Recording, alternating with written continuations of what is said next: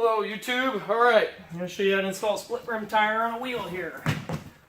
We have our wire wheel here, it's taped, and we have our soap here.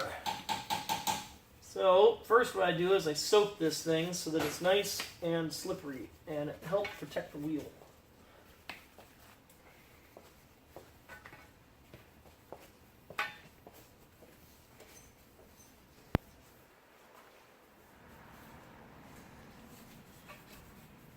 Then I get the tire and the tube lined up. I want the stem. I'm particular about where I want my stem. I want it on the gumdrop or gum dipped area of the tire, and I line this up.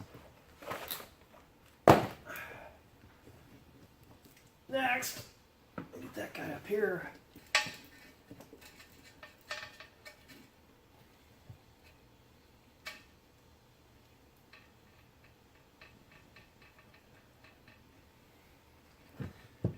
Okay, now get that guy on there. I have a little wire attached to the tube stem. I see that this one's down a little bit here.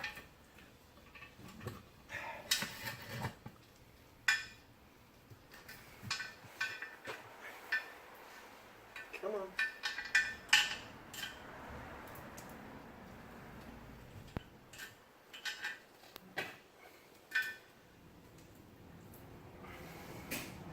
Alright, I make sure before I go any further that this tube is seated in there and it's comfortable. And that the tube, that the stem is going to come out straight. You can have a little bit of a wiggle, but you want it pretty straight. It'll straighten out a little bit when you put air in it, but at this point, let's get the tire the rest of the way on there. Okay, tires the rest of the way down. Now the lock ring. Lock ring's here. I'm going to put my lock ring split on the opposite side of this. So I have my tire iron here, and I work this end there. Where's my other? Okay, so we have the lock ring. I don't want to get the lock ring on without damaging the wheel, obviously.